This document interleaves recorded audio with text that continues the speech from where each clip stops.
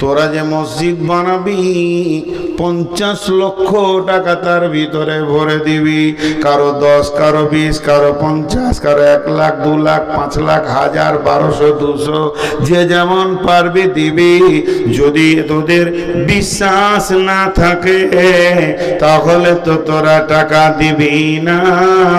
তবে যাদের ঈমান আছে, আমার প্রতি বিশ্বাস আছে, তোরা আর একটু শুনেলে ওয়াল ইয়াউমিল আখিরি, আমি একটা দিন করেছি আখিরাতের ভিতরে আছে। আখিরাতের 3টে মঞ্জিল, একটা হলো কবর, 2 হলো হাসর, 3 হলো আপনার কিনা জান্নাত জাহান্নাম। তো দ্বিতীয় মঞ্জিলের আর একটা নাম রেখেছি ইয়াউমুল হিসাব। সেই দিনের প্রতি জোর তোর বিশ্বাস থাকে আর আমার প্রতি বিশ্বাস থাকে, 10, 20, 50 তুই যা দিবি, তোকে খাতা বানাতে হবে না, অ্যাকাউন্ট নাম্বার নিতে হবে না, আপডেট করতে হবে না, অ্যাকাউন্ট বই বানাতে হবে না, তোকে কি করতে পাসবুক বানাতে হবে না। তুই দিয়ে দে আমার উপরে বিশ্বাস করে, মসজিদের দেওয়ালে লেগে যাবে, তোর আমল নামা বুকে টাকা উঠে যাবে, বিশ্বটা ভেঙে চুরমার হয়ে যাবে ভূমিকম্পে, আর সারা দুনিয়া উড়ে যাবে, পুড়ে যাবে, ধ্বংস হয়ে যাবে, জালজালাতে কিছুই থাকবে না। তারপরেও তোর খাতার নম্বর মুছবে না। কঠিন কিয়ামতের দিনে আমি রব তিলে তিলে তোর হিসাবকে বুঝিয়ে দেব।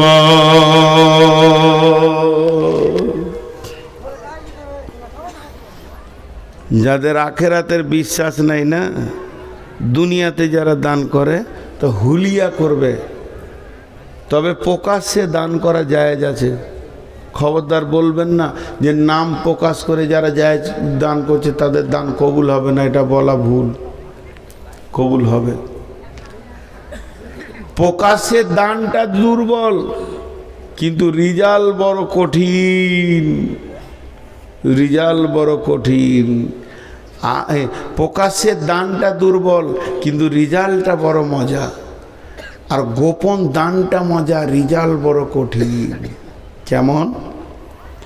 আমি আজকে প্রকাশ্যে বললাম নূর মোহাম্মদ 10 টাকা দিয়েছে মসজিদে, মাশাআল্লাহ, নূর মোহাম্মদ ভাই 10,000 দিয়েছে, মাশাআল্লাহ, জাযাকাল্লাহ, ভালো করো, দান করো, বরকত দাও, আমিন, হয়ে গেল। সবাই জেনে নিলে। তো কেউ যদি জিজ্ঞেস করে জলসায় কিছু দিলি হে তুই? হ্যাঁ, 10 টাকা দিয়েছি বললাম, তা আমি বলবো অসুবিধা নেই। কিন্তু গোপন দান যখন আপনি করবেন, তো গোপনই, কিয়ামত পর্যন্ত গোপন, মুখ খুলিয়েন না ফের মাঝে, তাহলে ভেজাল লেগে গেল। জি, কিছু লোক আছে, প্রধান বক্তা এসে মসজিদে শুয়েছে, আসসালামু আলাইকুম, ওয়ালাইকুম আসসালাম, আপনি নূর মোহাম্মদ নাকি? বলে জি, মাশাআল্লাহ। হ্যাঁ, মসজিদটা হতো নাকি, শালা 5 কুইন্টাল নোট আমি দিয়েছি, ও ফুটে গেল। ও বুঝতেই পারলেন না যে আমার টিউব লিক হয়ে গেল, একটা হাওয়ার নাই। এই চোপা করা যাবে না। আল্লাহ বলছে, শোন, আগে তুই টেবিলে টাকা ফেল, মুখকে বন্ধ করে নে। ওয়াল ইয়াউমিল আখির, যেদিন কিয়ামত হবে আমি আল্লাহ ঘোষণা দিব, ওয়া কুদিয়া বাইনাহুম বিল হাক্কি ওয়া হুম লা ইউযলামুন। হে পৃথিবীরে, বিশ্ববাসী রে, কে কার উপরে পৃথিবীতে জুলুম করেছে তোমরা এসো, আমি তোমাদের আপসে বিচার করে দেব, কোন রকম জুলুম করব না।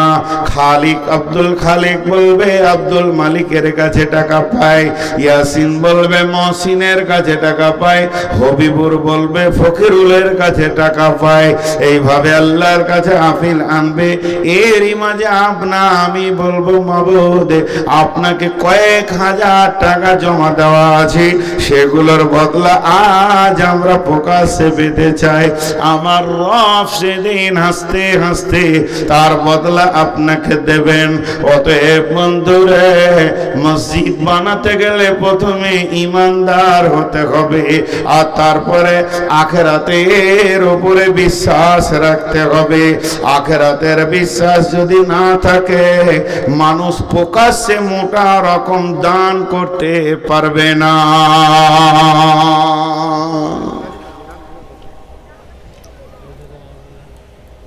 দেখেন এখানে যতটি লোক বসে আছেন, একটা কথা জিজ্ঞেস করবো, খালি হ্যাঁ আর না বলবেন, বা বলবেন ঠিক না ভুল।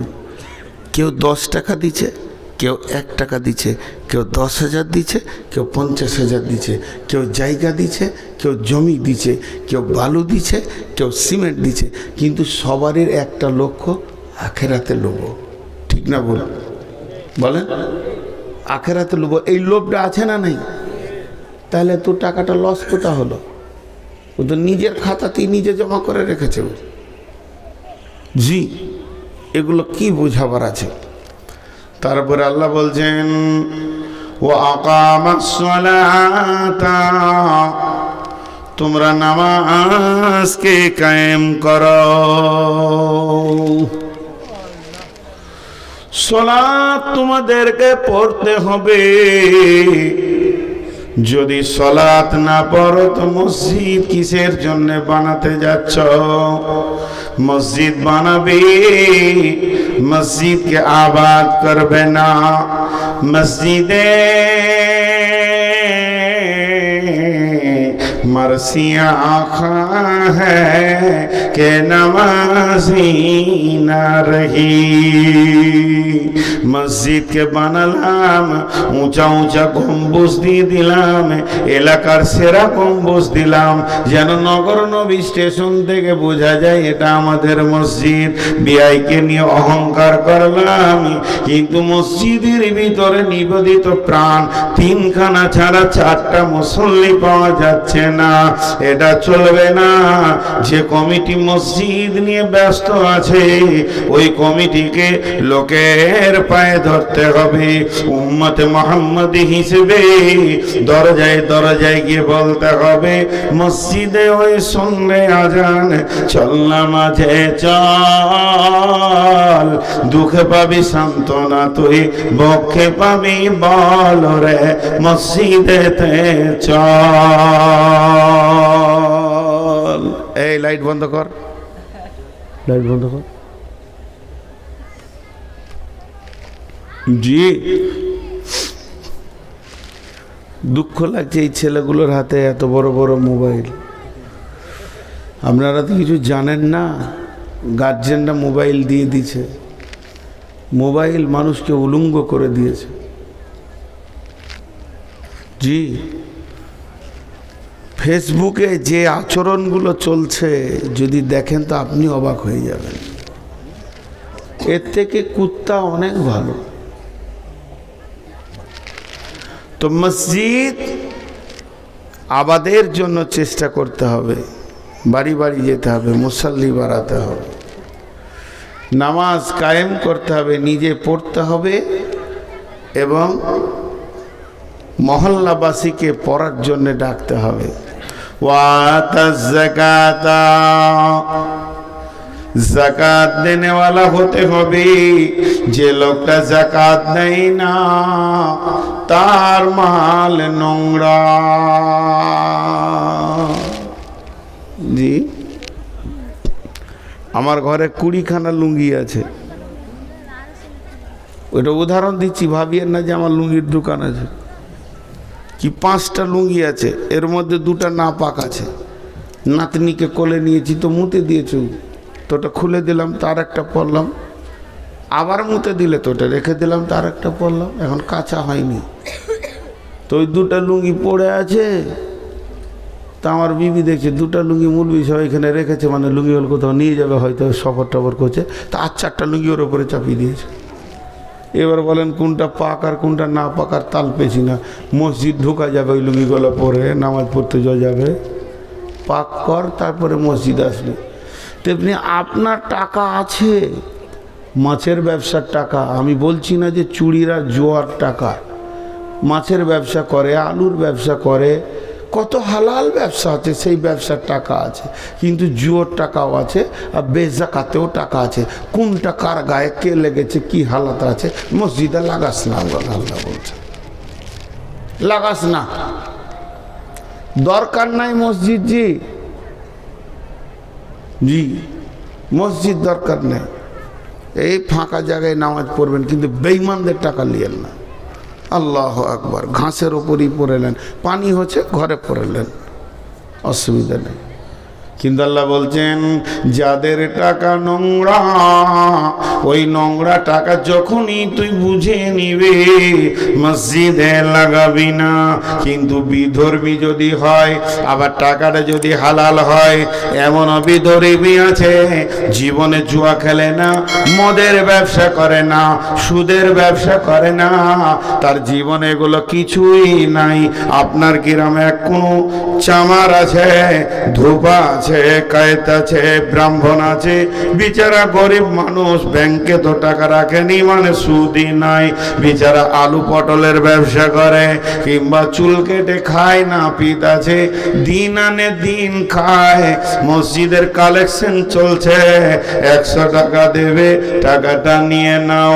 কিন্তু এই গ্রামে একজন সুদারু আছে, জুয়ারি আছে, 400 প্যাকেট আপনার কিনা সিমেন্ট দিয়েছে, নারে তাকবীর লিল্লাহি তাকবীর, খাবির উদ্দিন 400 প্যাকেট সিমেন্ট, নাম হয়ে গেছে খাবির উদ্দিন, জলিল উদ্দিন, সফি উদ্দিন, কবির উদ্দিন, কিন্তু তার মধ্যে দিনই নাই। নামের শেষে খালি দিনের উপাধি, শফিকুল ইসলাম, মহিদুল ইসলাম, ইসলামের ইসলামই নাই, নাম লেখা হয়ে গেছে সুদের ব্যবসা, জুয়ার ব্যবসা, ডাকাতি, চুরি, লম্পটি, দাড়ি মারা, পৃথিবীর নোংরামি ব্যবসাগুলো সব করে। এর কাছে লিও না, আল্লাহর ঘরে লাগাইও না। আল্লাহ শুধু জাকাতকে কেন্দ্র করে মুখ খুলেছে, এখান থেকে বুঝে নিতে হবে, যদি পাক টাকাতে জাকাতটাই খালি দিল না, নিজস্ব হালাল ব্যবসাতে শুধু জাকাতটাই দিল না, তাকে বলছে তুই আসিস না। তারপরে তো এর থেকে নোংরা হচ্ছে জুয়া, তাস, লুডু, ডাবা, এদের টাকা কেমন করে কবুল হবে? এদের টাকাও মসজিদে কবুল হবে না।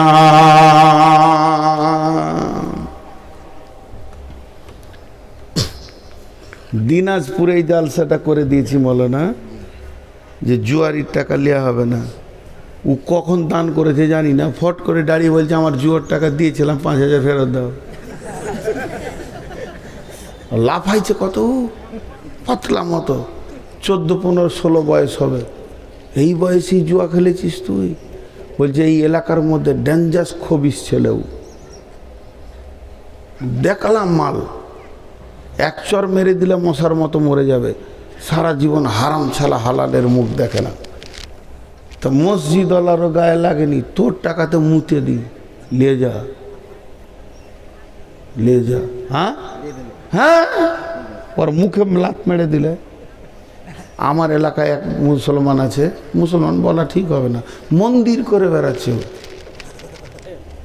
এ গায়ে মন্দির, ও গায়ে মন্দির, পূজার উদ্বোধন করছে ফুল ধূপ ধুনো দিয়ে।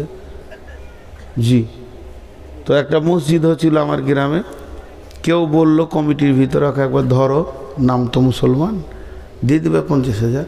তো প্রত্যেকটা কমিটি বললো টাকাতে মুতে দিই, সালাম মাটিতে নামাজ পড়বো। জি, এরকম হতে হবে। কি দরকার আছে পাকা বানানো, মাটিতে পড়বো। ইনশাআল্লাহ মুসলমানদের ইমানদারি টাকাতেই পাকা হবে ইনশাআল্লাহ। কি বলেন? বলেন ইনশাআল্লাহ। এরপরে আল্লাহ 5 নম্বরে বলছেন ওয়ালাম ইয়াখশা ইল্লাল্লাহ, ওয়ালাম ইয়াখশা ইল্লাল্লাহ, ওয়ালাম ইয়াখশা ইল্লাল্লাহ। মসজিদ বানাতে গিয়ে আল্লাহ ছাড়া কাউকে ভয় করিও না। এটা কেন বলছে? জি, এটা কেন বলছে? উই পোকা দেখেছেন? উই পোকা দেখেননি? রুই পোকা জি কাঠকে খেয়ে লাই ভিতরে ভিতরে বোঝা যায়। তো এই রকম সমাজে কিছু লোক আছে, ওর চোপা চলতি আছে, কুটুর কুটুর কুটুর কুটুর কুটুর, লুটে নিলে, মেরে নিলে, খেয়ে নিলে মসজিদের টাকাটি সব, কিচ্ছু রাখা নেই। এরকম লোক আছে না নাই? সেক্রেটারি মেরে নিলে। ও আজকে মসজিদের জালসা হলো, আর কালকে মসজিদের ক্যাশিয়ার 1 বিঘে জমি কিনছে আর কি পরশু। ও কিনছে কি করে ওই জানে, আর বাপ জানে। 17 বছরকার জমানো টাকা 10 লাখ হয়েছে, শালার কাছে ধার নিয়েছে 3 লাখ, যে 13 লাখ হলো।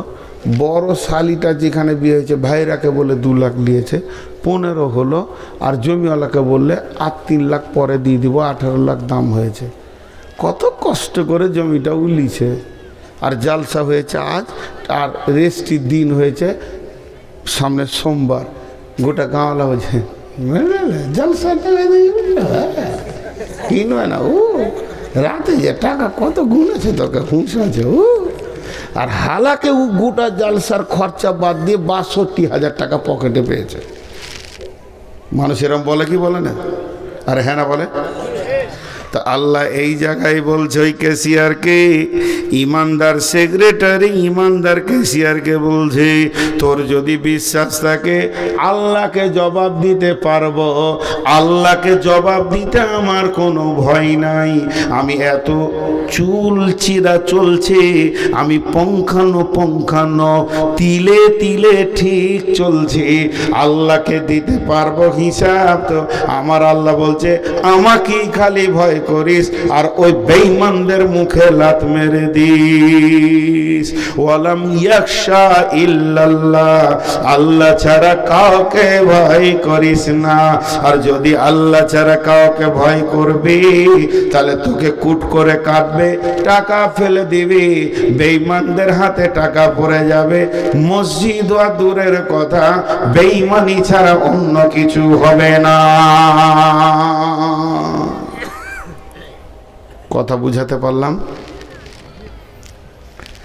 খুব শীত তো, ওই জন্য কথা বলতে পারছে না, সব মুখগুলো ঘিয়ের মতো জমে গিয়েছে আর কি। জি, তবে মেয়েদের মুখ কিন্তু জমেনি। জি, সব বক্তাটি পালিয়েছে। ফরমান আলীরা 3টে বক্তা আছে মেয়েদের। জি, আর 3টে বক্তা আছে। তো এই জন্য আল্লাহকে ছাড়া কাউকে ভয় করিও না। আর এর দ্বিতীয় তফসির কি জানেন? মসজিদ বানাতে গেলেও 5 হাতে লাগবে, কুটকুট করে লাগে না? আপনাদের এই এলাকায় হয়েছে কি হয়নি মসজিদ? সাহসে বুকে নিয়ে হয়েছে কি হয়নি মসজিদ? একটা মসজিদের ঘটনা শোনাই আপনাদেরকে। আমাদের বীরভূম জেলা নানুর থানায় খুজুটিপাড়া, পুরো ঠিকানা বলে দিলাম। পাশের একটা গ্রাম আছে ভাতিয়ার, ওখানে আমি ইমাম ছিলাম। মন দিয়ে শুনবেন, মজার খবর, আমাকে নিয়ে খবর। এই রকম হাড় কাঁপানো শীত, আর দুপুরবেলায় গরম গরম ভাত খেয়েছি রোদে বসে, আর রোদেই গামছা চাদরটা নিয়ে একটু শুয়ে আছি যে আসরের আজান দিতে হবে। আর এমন সময় একটা ভট করে বড় মোটর সাইকেল রাজদূত ঢুকলো। বলে মৌলভী সাহেব আছেন জি? দুজনাকে দেখি ভয় লাগছে, সেই রকম গলা, সেই রকম চাংড়া। বলে জি আছি। খুজুরিপাড়া যেতে হবে। কেন? দরকার আছে, উঠেন। এবারে আমাকে ভালোবাসতো, উঠে আসরে আজান বলে যে কেউ দিবে, চলেন, এখন জরুরি দরকার, তৎকাল যেতে হবে। চেপে গেলাম গাড়ির মাঝে, আর দুইজনের দুদিকে বসে আছে। রাস্তায় যেতে যেতে বলছে আজকে হয় আমরা বেঁচে থাকবো, আর না হয় মসজিদ হবে না, মরবো, আর না হয় মসজিদ হবে। কি ব্যাপার? যে রাস্তায় ঘটনাটা বলে দিল। ওটাই একটা ছোট্ট মতো চটি বাজার, ছোট মতো মোড়। সেই মোড়ে একটা পুকুর আছে, পুকুরে 53টা লোকের অংশীদার। কটা বললাম? 53টা। তার মধ্যে 52টা হচ্ছে মুসলিম, একটা হিন্দু। কথার বোঝাতে পারলাম তো? পুকুরটা 53 ভাগ হয়ে 1 ভাগ পড়ে আছে, বাকি পুকুরের পারে দোকানদানি, বেশ জমাট মার্কেট। হ্যাঁ, চাঁদপুরের মতো ধরেলেন, চাঁচকির থেকেও বড়, চাঁদপুরের মতো মার্কেট, আর মার্কেটের মাঝে ওখানে। তো এটা হিন্দুর জায়গা, ও কিছু দোকান টোকান করেনি, বুড়া মানুষ, ছেলে পেলে বিদেশে পড়াশোনা করে বাস। তো ওকে গিয়ে সমস্ত মুসলিম দোকানি যুবকগুলো বলেছে যে কাকু আপনি আর একা ওখানে থেকে কি করবেন, জায়গাটা দিয়ে দেন, যা দাম বলবেন তাই দিব। বলছে তোরা কি করবি? বলে মসজিদ করব। তো লোকটা দেখেন হিন্দু মানুষ, বিধর্মী, মুখের ভাষা দেখেন। তোরা যদি লিস, আজ থেকে 15-20 বছর আগেকার কথা বলছি, তোরা যদি লিস তাহলে 5 লাখ 7 লাখ টাকা কাটা লাগবে। আর মসজিদ যদি করিস টাকা দিতেও পারিস, না পারিস মসজিদ করলে গাইয়া দিয়ে দিলাম। আর আমার মুখের কথা একটা, আমার বাপ একটা, আমার কথা একটা। যা হিন্দু মানুষ তাকে ধন্যবাদ দিতে হয়, ধন্যবাদ। আখেরাতে দোয়া করা যাবে না, ধন্যবাদ দিতে হয়। তো এটা বলে দিল যে বলছে যদি মসজিদ করিস রেস্টি কবে করবি বল, আগে রেস্টি করে দিয়ে আসবো, যেটা মন যাবে দিবি, নাহলে দিবি না। আর তোরা যদি লিস টাকা ফেলবি, তারপরে যাব। সাফ সাফ কথা। বললে কাকু সত্য কথা বলছি, মসজিদ করব। বলছে চল রেস্টি ডেট করগা। রেস্টি ডেট করতে গেছে, তখন আমাদের পশ্চিমবঙ্গে ছিল সিপিএম, মনে পড়ে সিপিএম দাপট। সিপিএমের যুবকরা গিয়ে ওকে বলেছে মসজিদ নামে রেস্টি করবি না। পার্টি চাপ দিচ্ছে, মুসলিম ছেলেরা, এদেরকে মুসলিম বলা যাবে? 8-10টা যুবক জটা গেছে, একটা হিন্দু যায়নি। মুসলিমরা গিয়ে বলছে, চাপ দিচ্ছে যে খাওয়া দাওয়া হতে দিবি না। তখন ওই বলেছে মুরব্বী যে আমি জবান দিয়েছি মসজিদ, আমি মসজিদ নামেই রেস্টি করবো, তোরা যা পারবি করলিবি। আমার রেস্টি হয়ে গেল। এবার যুবকরা মসজিদ করতে যাবে, এরা মোটামুটি বলেছে যে শুক্রবার দোকান বন্ধ রাখবি, হে ওই দিন মসজিদটা করবো একটা চাটাই ফাটাই দিয়ে, যেটা দিয়ে আজান দিয়ে নামাজটা তো পড়ি, পরে পাকা হবে। গোটা এলাকার হিন্দু ছেলেদেরকে, এই মুসলমানের বাচ্চা প্রধান ছিল, আর নামটা বলবো না, দুনিয়াতে আছে কিনা জানি না, সবাইকে তাপিয়ে দিল। এবার শুরু হয়ে গেল এরকম। শুরু হলো তো পঞ্চায়েতেও বসে থাকবে, আমাকে 10 মিনিট কথা বলতে হবে। ঘেরাও করেছে পঞ্চায়েতকে, হাজার হাজার ছেলে, হিন্দুরা কেউ নাই, সব মুসলিম। পঞ্চায়েতে নিয়ে গিয়ে আমাকে বারান্দায় দাঁড় করে একটা মাইক দিয়েছে, প্রধানকে 2টা কথা বলেন, আর মসজিদ কি 2 কথা বলেন। আর দুদিকে 2টা এরকম সকেট বোমলে দাঁড়িয়ে আছে ছেলে। আমাকে বলছে আগে আমরা মরবো, তারপর আপনি মরবেন, কোনো ভয় নেই। 2-4 কথা বললাম, আমাকে সম্মানের সাথে বলে চলেন, হাই স্কুলের মাঠে নামাজ হবে, মাগরিবের নামাজ পড়লাম। বললো আপনি মসজিদ চলে যান, শুনতে পাবেন সকালে জানাজা পড়তে হবে আমাদের, নাহলে মসজিদ হয়ে গেছে। সারা রাত লড়াই চলছে, এমন বোম ফুটছে এলাকার রার আওয়াজ। যখন গভীর রাত 2টা, এই 12:30, তখন সুশুভন ব্যানার্জি, আবার হিন্দু ডাক্তার, বোলপুরের নাম করে দিলাম, না করাটাই ঠিক ছিল। উনি রাতে গিয়ে সব ছেলেদেরকে বলছে আয় রে, আমি ডাক্তার সাহেব এসছি, আয়, কংগ্রেসের নেতা, আয়। এলো সবাই, কি হয়েছে তোদের, মসজিদ করবি? বলে হ্যাঁ। তোদের এখান থেকে মসজিদ কত দূরে আছে? বলে স্যার আমাদের যেটা সব থেকে কাছে মসজিদ 1.5 কিলোমিটার, বাজারে একটাও মসজিদ নেই। বলে না। সমস্ত পুলিশকে বলে ভাগ, আর্মি ভাগ। এতটা দাপট ছিল। আর বলে আমি দাঁড়িয়ে আছি, মসজিদ কর। কার বাবার ক্ষমতা আছে সে আটকে দেবে। উনি দাঁড়িয়ে থেকে চারদিকে খালি 4টা বাঁশের চটচট করে গেড়ে দিয়ে, একটা চারটিকে পাটিকে তিরপলকে ঘুরিয়ে দিয়ে ফজরের আজান হয়ে গেল। আজ সেই মসজিদটা 2 তলা, আলহামদুলিল্লাহ। তা আল্লাহ ওই জন্য বলছেন মসজিদ যদি বানাবি, কখনো কখনো এমন পরিস্থিতি এসে যাবে, ওয়ালাম ইয়াখশা ইল্লাল্লাহ, বুকের তাজা রক্ত দিয়ে দিবি, পেছুবি না। ঘরটা আমার, ভয় করবি তো আমাকে করবি, বেঈমানদেরকে ভয় করবি না। আল্লাহ বলেন ইন্নামা ইয়ামুরু মাসাজিদাল্লাহি মান আমানা বিল্লাহি ওয়াল ইয়াউমিল আখিরি ওয়া আকামাস সালাতা ওয়া আতাজ যাকাতা ওয়া লাম ইয়াখশা ইল্লাল্লাহ। মসজিদের দেখভাল করবে কে? যে হলো ঈমানদার এবং যে নামাজ পড়ে, যে যাকাত দেয়, এরপরে যে আল্লাহকে ছাড়া ভয় করে না, আখিরাতের উপরে বিশ্বাস রাখে, এরা আমার মসজিদকে দেখবে, এরা মসজিদে ঝাড়ু দেবে, প্রয়োজন হলে মসজিদকে ভাঙবে, প্রয়োজন হলে মসজিদকে করবে, আমার মসজিদের সার্বিক কল্যাণের জন্য লেগে থাকবে।